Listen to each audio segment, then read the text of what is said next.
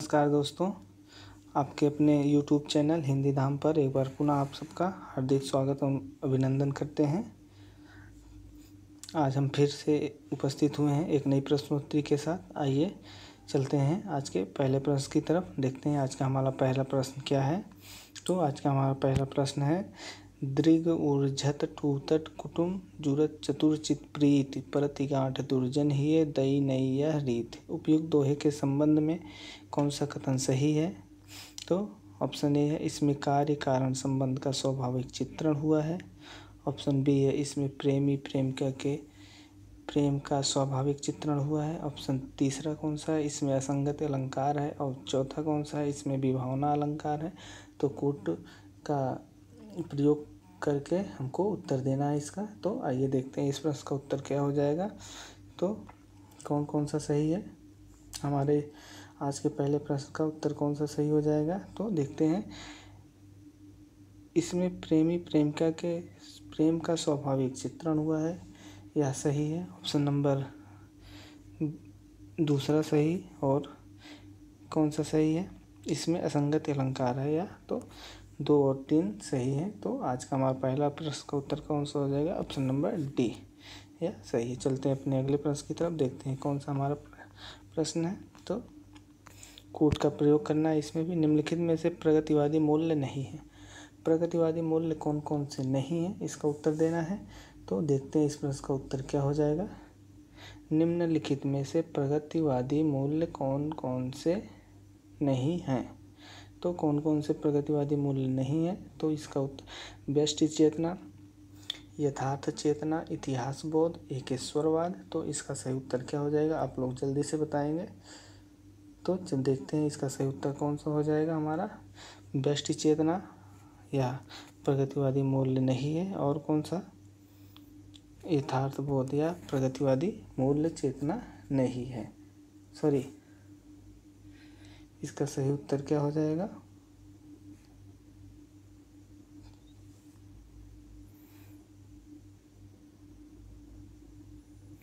जो इसमें ये एकेश्वरवाद है यह नहीं होगा। तो इसका एकेश्वरवाद इसकी जगह हो जाएगा। तो ऑप्शन नंबर 1 और 4 सही होना चाहिए था, जो कि 1 और 4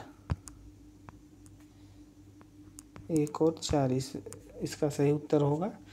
तो थोड़ा सा मिसप्रिंट हुआ है ऑप्शन में। तो चलते हैं अपने अगले प्रश्न की तरफ। व्यष्टि चेतना और एकेश्वरवाद प्रगतिवादी मूल्य नहीं है। चलते हैं अपने अगले प्रश्न की तरफ, देखते हैं हमारा आज का अगला प्रश्न क्या है। तो जन्म काल के अनुसार निम्नलिखित रचनाकारों का सही अनुक्रम कौन सा होगा। तो जन्म काल के अनुसार निम्नलिखित रचनाकारों का सही अनुक्रम कौन सा होगा। श्रीधर पाठक, अयोध्या सिंह उपाध्याय, हरिओं, जयशंकर प्रसाद, सुमित्रानंदन पंत। तो इसका सही उत्तर क्या हो जाएगा, श्रीधर पाठक पहले रहेंगे, उसके बाद अयोध्या सिंह उपाध्याय रहेंगे, फिर जयशंकर प्रसाद। तो ऑप्शन नंबर ए सही हो जाएगा हमारा इस प्रश्न का उत्तर। चलते हैं अपने अगले प्रश्न की तरफ, देखते हैं हमारा अगला प्रश्न कौन सा है। प्रकाशन वर्ष के अनुसार रचनाओं का सही अनुक्रम कौन सा होगा। तो एकांत संगीत है, मधुशाला है, सतरंगिनी है, मिलन यामिनी है। तो इस प्रश्न का उत्तर सही क्या हो जाएगा। तो एकांत संगीत आप सबको पता ही है, सबसे पहले आएगा। ये हरिवंश राय बच्चन की रचनाओं का जिक्र किया गया है, तो मधुशाला सबसे पहले आएगा। उसके बाद ऑप्शन नंबर कौन सा सही हो जाएगा, मधुशाला पहले आएगा, फिर एकांत संगीत आ जाएगा, फिर सतरंगिनी आ जाएगा, फिर मिलन यामिनी। तो ऑप्शन नंबर सी इस प्रश्न का उत्तर सही हो जाएगा। कौन सा, option number C,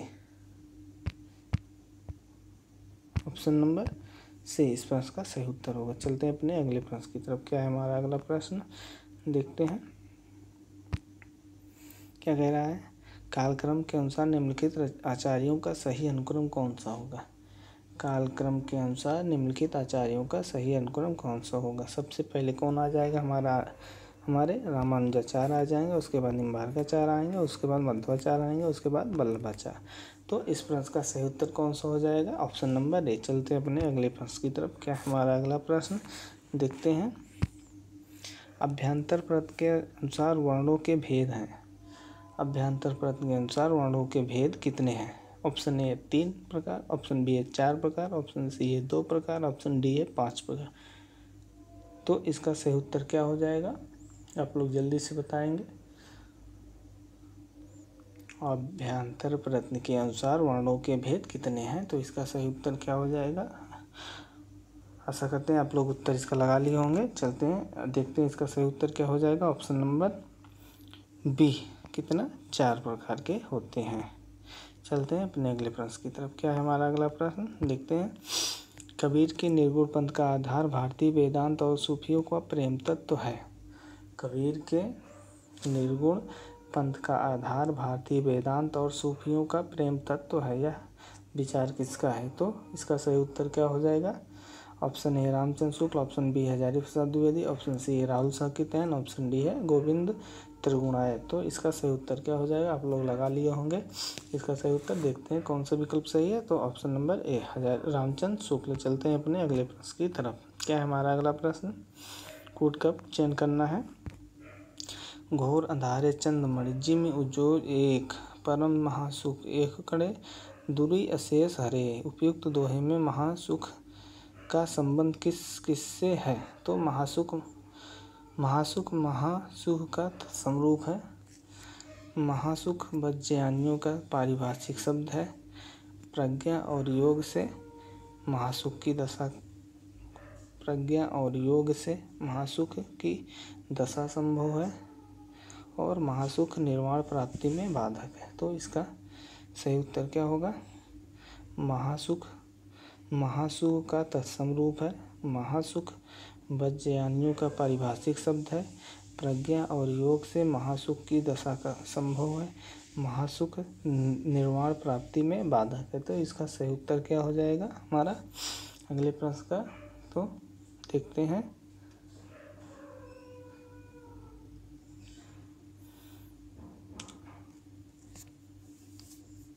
option number ए सही है। कौन सा, महासुख का समरूप है। और बी क्या कह रहा है, महासुख वज्रयानियों का पारिभाषिक शब्द है, यह भी सही है। प्रज्ञा और योग से महासुख की दशा संभव है, यह भी सही है। महासुख निर्वाण प्राप्ति में बाधक है या असत्य है, बाधक नहीं, या महासुख का एक मार्ग के रूप में देखा जाता था। चलते हैं अपने अगले, ये इसका सही विकल्प कौन सा हो जाएगा, ए बी और सी। तो चलते हैं अपने अगले प्रश्न की तरफ। निम्नलिखित में से पश्चिमी हिंदी की बोली नहीं है। निम्नलिखित में से पश्चिमी हिंदी की बोली नहीं है। पश्चिमी हिंदी में कौन कौन सी आती है, देखो पूर्वी हिंदी में आ गई मगही मैथिली, नहीं पूर्वी हिंदी में कौन कौन सी आती है। पूर्वी हिंदी में अवधी बघेली छत्तीसगढ़ी, अवधी मगही मैथिली ये बिहारी हिंदी की है। तो पूर्वी हिंदी में आती है अवधी बघेली छत्तीसगढ़ी, और बिहारी हिंदी में आती है भोजपुरी कन्नौज मैथिली, मगही मैथिली और भोजपुरी ये बिहारी हिंदी में आती है। तो मगही या पश्चिमी हिंदी की बोली नहीं होगी। तो कौन सा ऑप्शन हो जाएगा, ऑप्शन नंबर डी। चलते हैं अपने अगले प्रश्न की तरफ। क्या है हमारा अगला प्रश्न, देखते हैं। खड़ी बोली शब्द साहित्यिक हिंदी खड़ी बोली के अर्थ में होता है या और दिल्ली मेरठ के आसपास की लोक बोली के अर्थ में प्रयोग होता है। खड़ी बोली का उद्भव और सैन्य अपभ्रंश के उत्तरी रूप से हुआ है। खड़ी बोली में लोक साहित्य बिल्कुल नहीं है। खड़ी बोली में लोक साहित्य बिल्कुल नहीं है। तो इसका सही उत्तर क्या हो जाएगा, आप लोग जल्दी से इस प्रश्न का उत्तर देने का प्रयास करेंगे। देखते हैं इस प्रश्न का सही उत्तर क्या हो जाएगा, देखते हैं।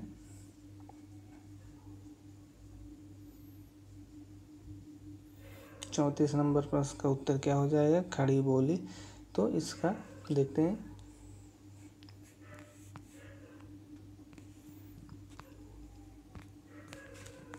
ऑप्शन नंबर सी में क्या कह रहा है, ए बी और सी। तो क्या है, साहित्यिक हिंदी खड़ी बोली के अर्थ में प्रयोग होती है, यह भी सही है। दिल्ली मेरठ के आसपास की लोक बोली के अर्थ में होता है, यह भी सही है।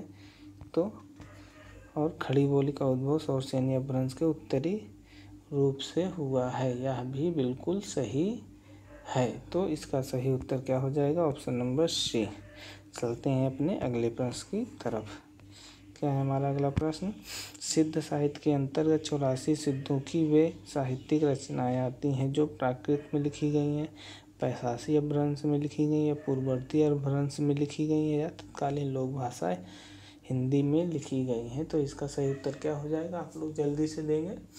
आप लोग इस प्रश्न का उत्तर लगा लिए होंगे। चलते हैं देखते हैं कि इस प्रश्न का उत्तर क्या है। तो तत्कालीन लोक भाषा हिंदी में लिखी गई थी। सिद्ध साहित्य के अंतर्गत 84 सिद्धों की रचनाएं तत्कालीन लोक भाषा हिंदी साहित्य में लिखी गई थी। तो सही उत्तर क्या हो जाएगा? ये ऑप्शन नंबर डी। चलते हैं अपने अगले प्रश्न की तरफ। क्या कह रहा है? रीति मुक्त कविता की विशेषताएं हैं। रीति मुक्त कविता की विशेषताएं हैं। रीति मुक्त कविता की विशेषताएं हैं। कौन कौन सी हैं? यह आंतरिक अनुभूतियों का काव्य है, या मूलतः आत्म प्रधान और व्यक्तिगत है, यह सभी प्रकार की रूढ़ियों से मुक्त है, अभिव्यंजना में या अभिधा मूलक है। तो इसका सही उत्तर क्या हो जाएगा 36 नंबर प्रश्न का? तो इसका आइए देखते हैं इस प्रश्न का सही उत्तर क्या हो जाएगा। यह आंतरिक अनुभूतियों का काव्य है, बिल्कुल सही है। यह मूलतः आत्म प्रधान और व्यक्तिगत है, बिल्कुल सही है। यह सभी प्रकार की रूढ़ियों से मुक्त है, यह गलत है। अभिव्यंजना में या अभिधा मूला है, यह बिल्कुल सही है। तो ए बी और डी, ए बी और डी, ऑप्शन नंबर ए सही होगा। चलते हैं अपने अगले प्रश्न की तरफ। क्या है हमारा अगला प्रश्न? निम्नलिखित में से कौन सी रचना ठाकुर जगमोहन सिंह की नहीं है? नहीं पूछा गया, तो ठाकुर जगमोहन सिंह की रचना कौन सी नहीं है? तो देखते हैं सही उत्तर क्या हो जाएगा। प्रेम संपत्ति लता है, श्यामलता है, श्यामालता है, श्यामा सरोजनी है और प्रेम प्रलाप। इन चारों में से कौन सी रचना ठाकुर जगमोहन सिंह की नहीं है? तो इसका सही उत्तर क्या हो जाएगा हमारा? देखते हैं। आप लोग इस प्रश्न का उत्तर लगा लिए होंगे। तो इसका सही उत्तर हो जाएगा ये, प्रेम प्रलाप हमारी नहीं है। तो चलते हैं अपने अगले प्रश्न की तरफ। क्या कह रहा है हमारा अगला प्रश्न? राजनीतिक रूप से रीतिकाल मुगलों के शासन के वैभव के चरमोत्कर्ष का युग है, उत्थान का युग है, विस्तार का युग है, चरमोत्कर्ष के बाद उत्तरोत्तर ह्रास और पतन का युग है। तो किस प्रकार का युग है? आप लोग जल्दी से बताएंगे। ये देखते हैं इस प्रश्न का उत्तर क्या हो जाएगा। तो इस प्रश्न का उत्तर हो राजनीतिक रूप से रीतिकाल मुगलों के शासन। रामचंद्र शुक्ल अपने हिंदी साहित्य के इतिहास में स्पष्ट रूप से ये कथन कहते हैं कि राजनीतिक रूप से रीतिकाल मुगलों के शासन के वैभव के चरमोत्कर्ष के बाद उत्तरोत्तर ह्रास और पतन का युग है। तो ऑप्शन नंबर डी सही हो जाएगा। चलते हैं अपने अगले प्रश्न की तरफ। क्या है हमारा अगला प्रश्न? मीराबाई के पदों में मुख्य है। मीराबाई के पदों में क्या विशेषता है? अपूर्व भाव विह्वलता है, रहस्य अनुभूति है, आत्मसमर्पण है, भगवत विरह की पीड़ा की उत्कट अभिव्यक्ति है। तो मीराबाई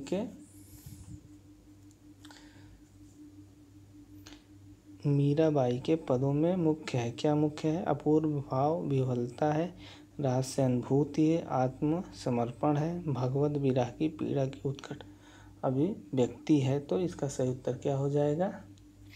तो अपूर्व विह्वलता भी है मीराबाई के, अपूर्व भाव विह्वलता मीराबाई के पदों में देखने को मिलती है। रहस्य अनुभूति देखने को मिलती है कि नहीं, आप लोग बताएंगे। तो मीराबाई के पदों में रहस्य अनुभूति नहीं देखने को मिलती, आत्मसमर्पण बिल्कुल है, भगवत विरह की पीड़ा की उत्कट अभिव्यक्ति है, यह भी बिल्कुल सही है। तो ए सी डी, तो ए सी डी किस विकल्प में है हमारा? A C D, option number B सही हो जाएगा। चलते हैं अपने अगले प्रश्न की तरफ। क्या है हमारा अगला प्रश्न आज का? निम्नलिखित काव्य पंक्तियों से आशय है। उर में माखन चोर गड़े, अब कैसो निकसत नाय, उधव तिरछे हैं जो अड़े, गोपी के दिल में कृष्ण बस गए हैं। क्या कह रहा है? गोपी के दिल में कृष्ण बस गए हैं, वह उन्हें दिल से निकालना चाहती है लेकिन निकलते नहीं हैं। वह उन्हें दिल में बसाए रखना चाहती है। कृष्ण को दिल से निकालना गोपी के लिए असंभव है। तो कौन कौन सा सही हो जाएगा, आप लोग जल्दी से बताएंगे इसका उत्तर। तो इसका सही उत्तर क्या हो जाएगा, आप लोग जल्दी से बताएंगे। क्या कह रहा है, उर में माखन चोर गड़े, अब कैसों निकसत नाय, उधो तिरछे हैं जो अड़े, गोपी के दिल में कृष्ण बस गए हैं। वह उन्हें दिल से निकालना चाहती है लेकिन निकलते नहीं है। वह उन्हें दिल में बसाए रखना चाहती है। कृष्ण को दिल से निकालना गोपी के लिए असंभव है। तो इसका सही उत्तर क्या हो जाएगा, ऑप्शन देखते हैं। उर में माखन चोर गड़े, उर दिल, हृदय में माखन चोर गड़े, दिल, गोपी के दिल में कृष्ण बस गए हैं। अब कैसो निकसत नायवा, उन्हें दिल में, कौन कौन सा सही हो जाएगा इसका। तो वह उन्हें दिल से नहीं निकालना चाहती है। कहाँ निकालना चाहती है, वह उन्हें दिल में बसाए रखना चाहती है, बिल्कुल सही है। कृष्ण को दिल से निकालना गोपी के लिए असंभव है। तो इसका सही उत्तर क्या हो जाएगा हमारा, ए सी डी किस विकल्प में है हमारा, ऑप्शन नंबर डी। चलते हैं अपने अगले प्रश्न की तरफ। क्या है हमारा अगला प्रश्न,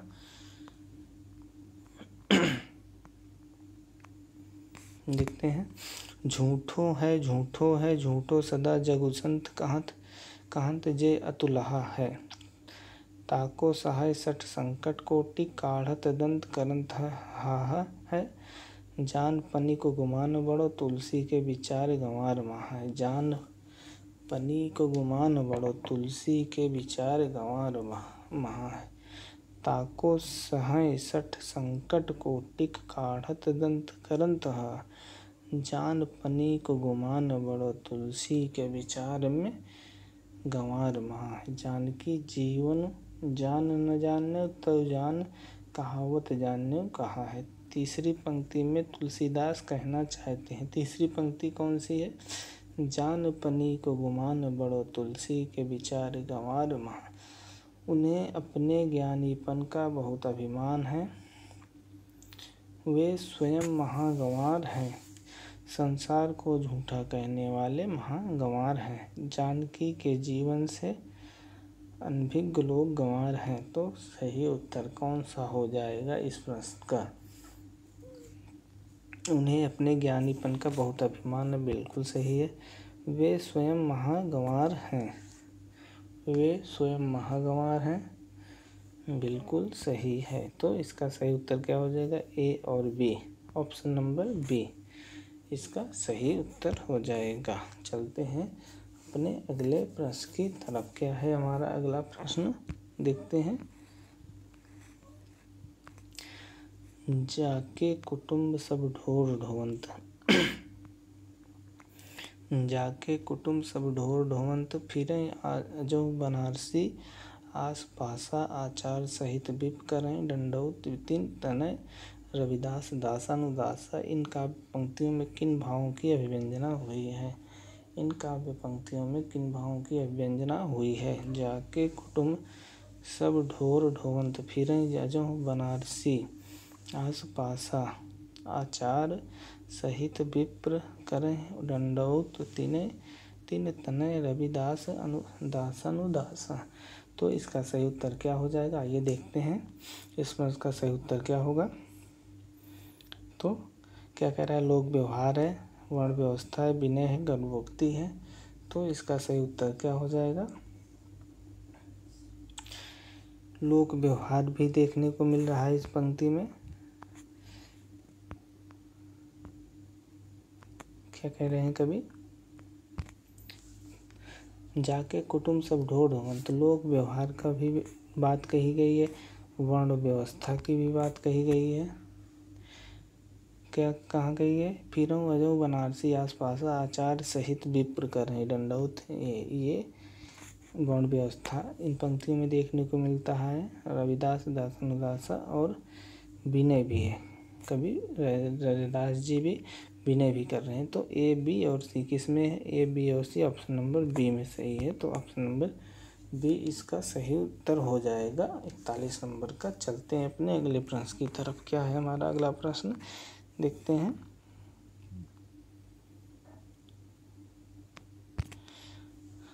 केवल प्रेम लक्षण भक्ति का आधार ग्रहण करने के कारण किस भक्ति शाखा में अश्लील विलासिता की प्रवृत्ति जागृत हुई? यह विचार किसका है? केवल प्रेम लक्षण भक्ति का आधार ग्रहण करने के कारण कृष्ण भक्ति शाखा में अश्लील विलासिता की प्रवृत्ति जागृत हुई।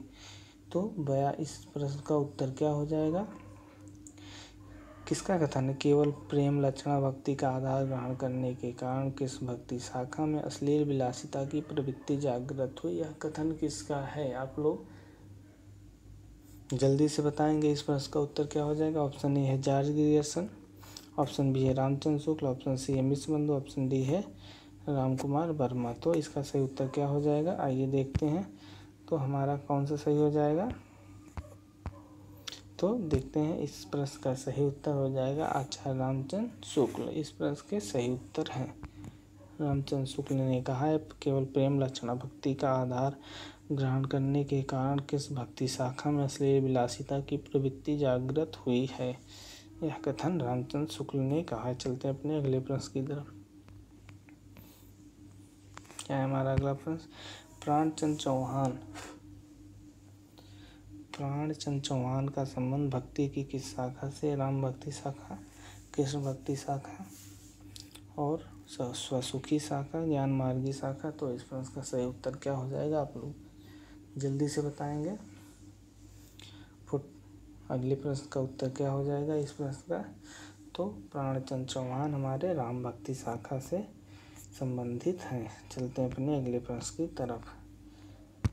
भंवर गीत किसकी रचना है? भंवर, प्रश्न को ध्यान से पढ़िएगा, बहुत महत्व, कई बार यह परीक्षाओं में पूछा गया है। यह प्रश्न की कन्फ्यूजन रहता है बच्चों के बीच में कि किसका है, सूरदास का है या चतुर्बुद्धदास का है या नंददास का है या कृष्णदास का है। तो भंवर गीत किसकी रचना है? तो आइए देखते हैं इस प्रश्न का सही उत्तर क्या हो जाएगा। तो भंवर गीत नंददास की रचना है। किसकी है? नंददास की। चलते हैं अपने अगले प्रश्न की तरफ। क्या कह रहा है कवि? प्रश्न, गोरख जगाए जोग भगत भगायो लोग। इन पंक्तियों में तुलसीदास का अभिप्राय क्या है? नाथ पंथ का हठयोग मार्ग हृदय पक्ष शून्य है। जनता हठयोग को पसंद करती थी। योगियों की राहत से भरी वाणियों से जनता की भक्ति दानव दब गई थी। जनता भक्ति मार्ग से विमुख हो गई थी। कौन सा सही हो जाएगा? इस प्रश्न का उत्तर क्या होगा? आप लोग जल्दी से बताएंगे। इस प्रश्न का उत्तर क्या होगा? आप लोग जल्दी से बताएंगे। आइए देखते हैं इस प्रश्न का उत्तर क्या होता है। नाथ पंथ का हठयोग मार्ग हृदय पक्ष शून्य था, बिल्कुल सही है। नाथ पंथ का हठयोग मार्ग हृदय पक्ष शून्य है, बिल्कुल सही है। और क्या है? जनता हठयोग को पसंद करती थी, बिल्कुल नहीं पसंद करती थी। योगियों की राह से भरी वाणियों से जनता की भक्ति भावना दब गई थी, बिल्कुल दब गई थी। जनता भक्ति मार्ग से विमुख हो गई थी, नहीं, भक्ति मार्ग से विमुख नहीं हुई थी। तो ए और सी ऑप्शन नंबर किस में है? ए और सी। तो देखते हैं ऑप्शन नंबर डी हमारा जो है इसका सही उत्तर हो जाएगा। चलते हैं अपने अगले प्रश्न की तरफ। क्या है हमारा अगला प्रश्न? देखते हैं। हिंदी साहित्य 20वीं शताब्दी आलोचना ग्रंथ के लेखक कौन है? हिंदी साहित्य 20वीं शताब्दी आलोचना ग्रंथ के लेखक कौन है? बहुत ही महत्वपूर्ण प्रश्न है, यह कई बार परीक्षाओं में पूछा गया है। हिंदी साहित्य 20वीं शताब्दी आलोचना ग्रंथ के लेखक कौन है? तो इसका सही उत्तर क्या हो जाएगा? देखते हैं विकल्प में क्या क्या है। शांति प्रिय द्विवेदी, नंदुलारे वाजपेयी, नेमचंद जैन, श्रीदान सिंह चौहान। तो इसका सही उत्तर क्या हो जाएगा? Option number B, Nandulare Vajpeyi Hindi साहित्य 20वीं शताब्दी आलोचना ग्रंथ के लेखक हैं। चलते हैं अपने अगले प्रश्न की तरफ। क्या है हमारा अगला प्रश्न? आइए देखते हैं। निम्नलिखित में से किस उपन्यास में रईस साहूकार मदन मोहन के अंग्रेजी सभ्यता की नकल और पात्र अव्यय की कथा है? तो इसका सही उत्तर क्या हो जाएगा? आप लोग जल्दी से बताएंगे। इस बहुत ही महत्वपूर्ण प्रश्न है, या नेट के हमारे सिलेबस में लगा भी हुआ है यह उपन्यास। तो आप लोग अनुमान लगा सकते हैं कि किस उपन्यास की बात कही जा रही है। तो इसका सही उत्तर क्या हो जाएगा हमारा ऑप्शन नंबर बी, परीक्षा गुरु। चलते हैं अपने अगले प्रश्न की तरफ। क्या है हमारा अगला प्रश्न? तो क्या है हमारा अगला प्रश्न? प्राणदत्त जयशंकर प्रसाद के किस नाटक का पात्र? बहुत ही महत्वपूर्ण क्वेश्चन है। प्राणदत्त जयशंकर प्रसाद के किस नाटक का पात्र है? तो ऑप्शन क्या है? Kalyani Pandit, option B Rajyashri, option C Skandagupta, option D Ajatshatru. तो इसका सही उत्तर क्या हो जाएगा आप लोग जल्दी से बताएंगे। ऑप्शन ए है कल्याणी पंडित, ऑप्शन बी है राजश्री, ऑप्शन सी है चंद्रगुप्त स्कंदगुप्त, ऑप्शन डी है अजात शत्रु। तो इसका सही उत्तर क्या हो जाएगा? आइए देखते हैं इसका सही उत्तर क्या हो जाएगा, आप लोग जल्दी से बताएंगे। तो इस प्रश्न का सही उत्तर हो जाएगा हमारा, क्या हो जाएगा, क्या क्या कह रहा है? प्राणदत्त जयशंकर प्रसाद के किस नाटक का पात्र है? तो इसका सही उत्तर हो जाएगा हमारा ऑप्शन नंबर सी, स्कंदगुप्त। किस नाटक का पात्र है? स्कंदगुप्त का प्राणदत्त नामक पात्र है। चलते हैं अपने अगले प्रश्न की तरफ। क्या है हमारा अगला प्रश्न? बर्बरता की पहली सीढ़ी से सभ्यता की अंतिम सीढ़ी तक युद्ध मनुष्य जाति का साथ देता आया है, यह कथन किस निबंध से? बहुत ही महत्वपूर्ण प्रश्न है, कई बार परीक्षाओं में पूछा गया है यह प्रश्न। तो इसका सही उत्तर आप लोग जल्दी से देने का प्रयास करेंगे। कौन सा इस प्रश्न का उत्तर हो जाएगा?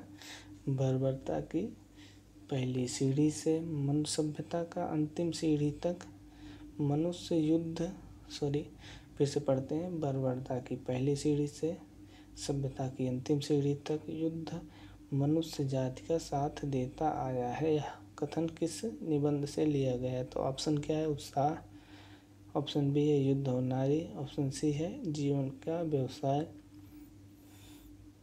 ऑप्शन डी है मजदूरी और प्रेम। तो इसका सही उत्तर क्या हो जाएगा ये देखते हैं। इसका सही उत्तर हो जाएगा हमारा ऑप्शन नंबर बी, युद्ध और नारी। बहुत ही महत्वपूर्ण निबंध है यह। चलते हैं अपने अगले प्रश्न की तरफ। क्या है हमारा अगला प्रश्न देखते हैं। निम्नलिखित में से किस कहानी में अति व्यस्त कामकाजी आदमी की असंतुष्ट पत्नी को विषय वस्तु बनाया गया है? निम्नलिखित में से किस कहानी में अति व्यस्त कामकाजी आदमी की असंतुष्ट पत्नी को विषय वस्तु बनाया गया है? तो इसका सही उत्तर क्या हो जाएगा? ऑप्शन ए ग्रामोफोन का रिकॉर्ड, ऑप्शन बी है नीलम देश की राजकन्या, ऑप्शन सी है बाहुबली, ऑप्शन डी है दृष्टिदोष। तो इसका सही उत्तर क्या हो जाएगा आप लोग जल्दी से बताएंगे। इसका सही उत्तर क्या हो जाएगा? किसमें कामकाजी आदमी की असंतुष्ट पत्नी को विषय वस्तु बनाया गया है? तो आइए देखते हैं। इस प्रश्न का सही उत्तर हो जाएगा हमारा option number B, option number A gramophone का रिकॉर्ड। कौन सा हो जाएगा? ग्रामोफोन का रिकॉर्ड, ग्रामोफोन का रिकॉर्ड। चलते हैं अपने अगले प्रश्न की तरफ, देखते हैं हमारा अगला प्रश्न क्या है, क्या कह रहा है। निम्नलिखित में से किनका संबंध सच्चिदानंद हीरानंद वात्स्यायन अज्ञेय से है? आत्मचेतक, विचार कविता, बावरा एरी, जापानी लोक कथा का रचनात्मक उपयोग। तो किसका संबंध इसमें से अज्ञेय से है? किस विचारधारा का संबंध अज्ञेय से है? तो आइए देखते हैं इस प्रश्न का सही उत्तर क्या हो जाएगा। क्या कह रहा है? आत्मचेतक का है, विचार कविता का है, बावरा एहरी का है, जापानी लोक कथा का है या रचनात्मकता उपयोग, जापानी लोक कथा का रचनात्मकता उपयोग से है। तो आइए देखते हैं इस प्रश्न का सही उत्तर क्या हो जाएगा हमारा। तो क्या कह रहा है? आत्मचेतस इनका निबंध है एक, विचार कविता भी इनका है, बावरा एहरी विचार कविता इनकी नहीं है, सॉरी, आत्मचेतस है ये है, और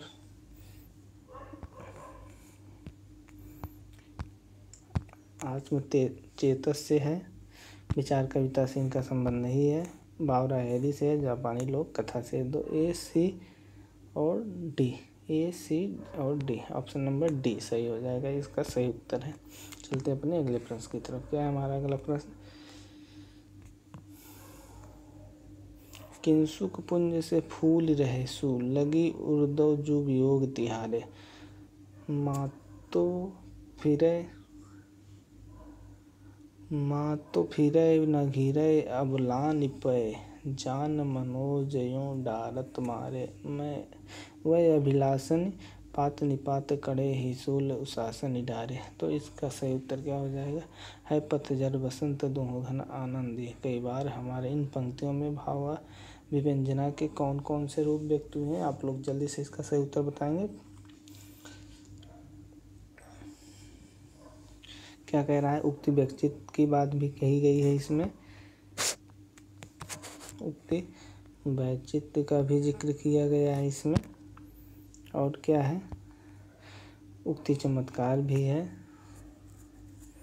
और क्या है इसमें? उक्ति विपर्यय भी है। तो ऑप्शन नंबर हमारा कौन सा सही हो जाएगा? A B C. A B सी किसमें किया गया? A B C. तो इसका सही उत्तर हो जाएगा A B C, option number B. चलते हैं अपने अगले प्रश्न की तरफ। क्या है हमारा अगला प्रश्न? देखते हैं। आज रात इससे परदेसी, चल कीजिए विश्राम यहीं, जो कुछ वस्तुकुटी में मेरे ग्रहण संकोच नहीं। तो आज रात इससे परदेसी, चल कीजिए विश्राम यहीं, जो कुछ वस्तुकुटी में मेरे ग्रहण संकोच नहीं। तो इसका सही उत्तर क्या हो जाएगा? काव्य पंक्तियाँ किसके रचनाकार कौन है? ऑप्शन क्या दिया गया है? ऑप्शन ए है अंबिका दत्त व्यास, ऑप्शन बी है श्रीधर पाठक, ऑप्शन सी है रामनरेश त्रिपाठी, ऑप्शन डी है अयोध्या सिंह उपाध्याय हरिओ। तो इसका सही उत्तर क्या हो जाएगा? हमारे अगले प्रश्न का उत्तर क्या होगा? तो इसका ऑप्शन नंबर बी। क्या है? Option number B, Shridhar Pathak. चलते हैं अपने अगले प्रश्न की तरफ। क्या है हमारा अगला प्रश्न? निम्नलिखित में से कौन सी पुस्तक आई रिचर्ड द्वारा लिखित नहीं है? तो बहुत ही महत्वपूर्ण पुस्तक है यह, आप लोग जल्दी से बताएंगे इस प्रश्न का उत्तर क्या होगा। तो principle of literary criticism, notes toward the definition of culture, practical criticism, Coleridge on imagination. तो कौन सी पुस्तक रिचर्ड की नहीं है? प्रिंसिपल ऑफ लिटरेरी क्रिटिसिज्म यह भी है, प्रैक्टिकल क्रिटिसिज्म यह भी है, कॉल्डिजान इमेजिनेशन यह भी है। तो notes toward the definition of culture यह नहीं है। चलते हैं अपने अगले प्रश्न की तरफ। यह हमारा आज का अंतिम प्रश्न है। देखते हैं इस प्रश्न का उत्तर क्या हो जाएगा। आचार्य भरत के रससूत्र के व्याख्याता शंकुक के सिद्धांत का क्या नाम है? बहुत ही महत्वपूर्ण प्रश्न है, कई बार परीक्षाओं में पूछा जाता है।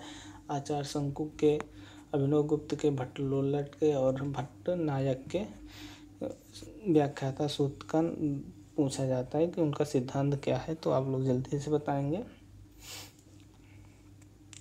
अनुमितिवाद शंकुक का हो गया। चलिए, अनुमितिवाद किसका हो गया? ये शंकुक का हो गया। अभिव्यक्तिवाद किसका हो गया?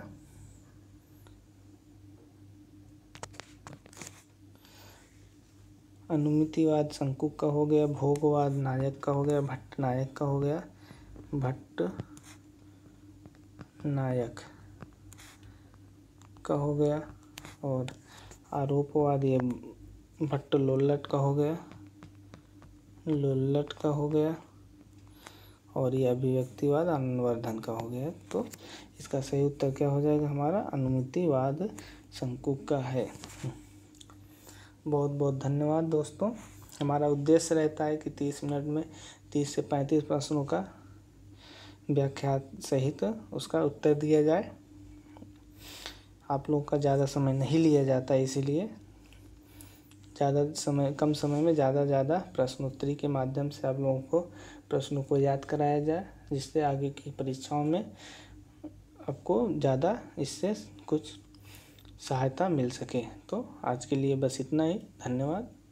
मिलते हैं एक नई प्रश्नोत्तरी के साथ। पुनः धन्यवाद। शुभ